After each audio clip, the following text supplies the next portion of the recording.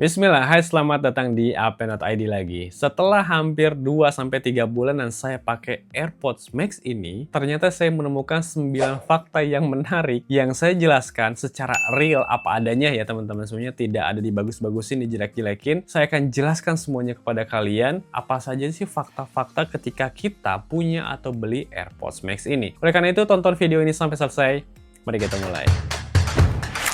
Oke, sedikit disclaimer ya teman-teman semuanya. Di antara pemilihan urutan ini tidak berdasarkan dengan kelebihan dulu atau kekurangan dulu saya urutin, enggak. Tapi saya acak aja supaya lebih realistis aja ya. Jadi kita langsung masuk aja deh ya ke fakta yang pertama, yaitu headbandnya melorot kalau saya pakai. Pertama yang paling bikin kaget adalah headbandnya, dimana seumur-umur saya pakai headphone, baru kali ini saya pakai headphone yang headbandnya ikut melorot kalau misalkan kondisi badannya agak condong atau miring. Kebetulan emang saya suka pakai headphone ini, AirPods Max ini ketika saya pakai nge-gym ya atau fitness, dan ketika dalam posisi-posisi untuk ngangkat beban tertentu yang posisinya agak miring nih badan, ini kadang-kadang suka turun, meskipun turunnya nggak melorot jatuh enggak, tapi pelan-pelan gitu. Dan bagi saya ini cukup ganggu banget ya, karena ya harusnya kan nggak melorot ya. Apakah karena ukuran kepala saya yang kecil gitu dibandingkan dengan yang lain, ya saya nggak tahu, tapi yang saya rasakan adalah seperti itu ya, melorot untuk headbandnya. Oke, sekarang kita masuk ke dalam fakta yang kedua, yaitu ANC-nya sih juara banget ya teman-teman semuanya.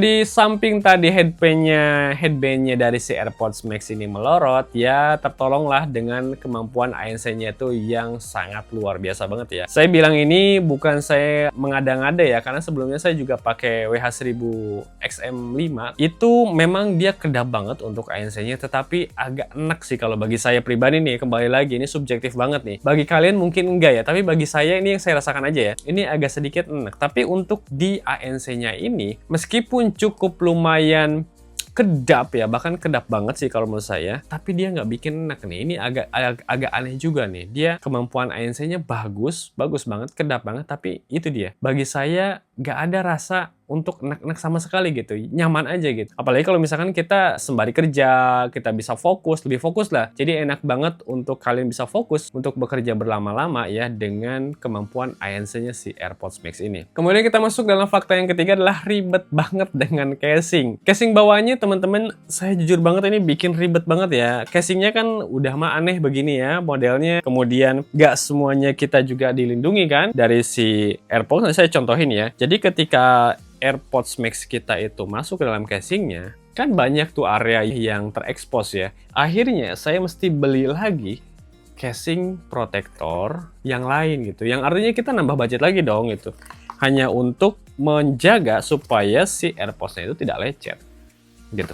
Nah, ini agak sedikit ribet ya kalau menurut saya ya. Kita udah beli, kita udah effort dengan harga yang sekian ini, kemudian kita harus lagi diribetkan lagi dengan casing protector yang harus berlipat-lipat, berdobal-dobal kayak tadi kan. Nah, itu fakta yang ketiga. Oke, sekarang kita masuk dalam fakta yang keempat, yaitu suaranya emang mantep banget ya. Sekarang soal suara, buat saya pribadi ya, ini soal suaranya ini emang suara terbaik yang pernah saya dengerin ya. Kuping saya memang kuping orang-orang biasa aja, gak sensitif banget, audiophile banget, enggak. Tetapi bagi saya yang pernah saya pakai headphone, beberapa jenis headphone yang lumayan berkualitas juga, ini tetap menjadi juaranya sih. Clarity-nya, separasi instrumennya. Jadi memang saya tahu itu karena memang dulu saya punya pengalaman, sedikit aja pengalaman waktu itu dulu zamannya ngeband, kita sampai video recording, mixing, dan lain-lain. Jadi saya agak sedikit ngerti terkait separasi audio, setiap instrumen. Jadi saya tahulah instrumen yang sedang di setel itu instrumen apa gitu bentuknya. Ya, jadi yang saya rasakan setiap instrumennya itu bener-bener kerasa dan kepisah-pisah banget di sini gitu. Ini sih kalau menurut saya ini menjadi hal yang wah, luar biasa banget sih kalau bagi saya pribadi. Kemudian fakta yang kelima, nah hanya saja ini beratnya berat banget ya, bikin pegel.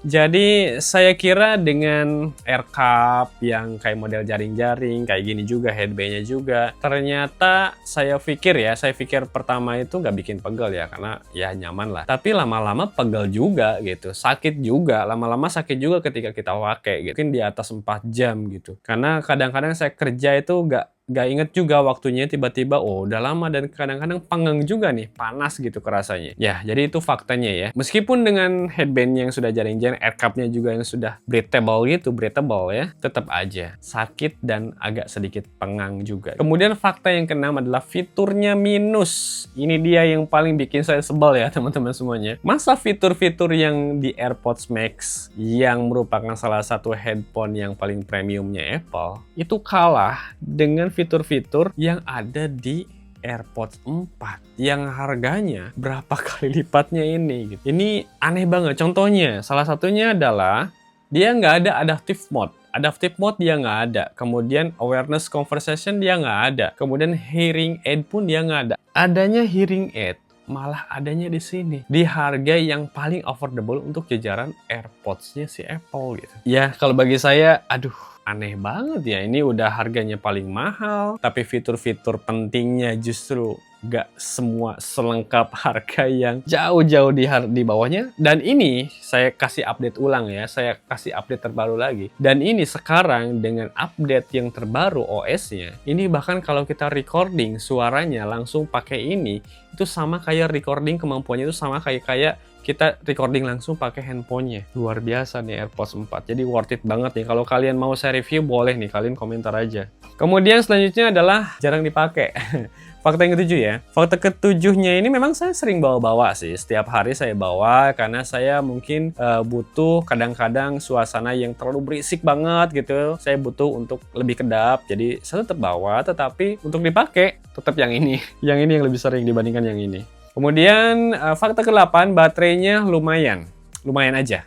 Karena kalau saya bandingkan dengan si Marshall Mayor 4 saya yang sudah banyak bopengnya itu ya, tapi baterainya awet banget, bahkan bisa berhari-hari, 14 hari kayaknya nggak habis-habis tuh. Tapi kalau ini ya mungkin 2 hari, tergantung pemakaian sih. Sekali pakai mungkin 20%, 15% hilang ya. Ya begitulah ya, agak sedikit awet. Awet itu maksudnya dibandingkan dengan ini ya. Memang nggak apple to apple ya. Maksudnya apple sih, cuman nggak seimbang mungkin ya perbandingannya. Tapi ya lebih awet gitu. Tapi kalau bisa dibandingkan Marshall, jauh lebih boros gitu. Ya itulah ya pokoknya faktanya. Yang ke-8. Fakta yang ke-9 adalah kontras banget ya antara kualitas premium dan tingkat kepraktisannya. Intinya AirPods Pro ini benar-benar headphone yang premium dengan segala kemampuan audio yang sangat keren bagi saya ya, bagi saya itu dibandingkan dengan headphone-headphone yang pernah saya coba gitu.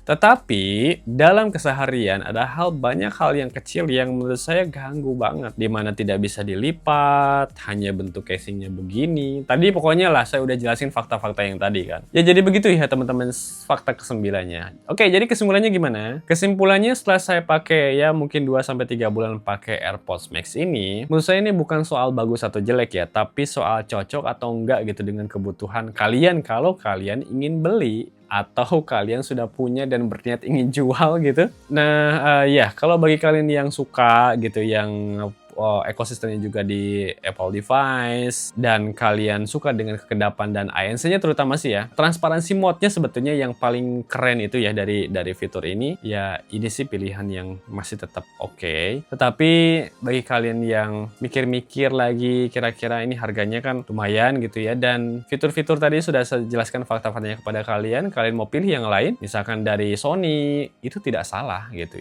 Itu benar juga gitu. Silahkan aja. Karena kita juga kan prinsipnya ingin cari harga yang lebih semurah-murahnya tapi kualitas yang sebaik-baiknya. Saya kira begitu teman-teman semuanya untuk penjelasan ya penggunaan saya selama 3 bulan kali ini. Jika kalian suka dengan video-video seperti ini, jangan lupa kalian komentar, like, share, subscribe juga untuk mendukung channel ini, dan mudah-mudahan nanti kita akan buat lagi konten-konten yang insya Allah lebih bermanfaat lagi untuk kalian. Sekian, terima kasih sudah menonton sampai sejauh ini. Wassalamualaikum warahmatullahi wabarakatuh. Goodbye.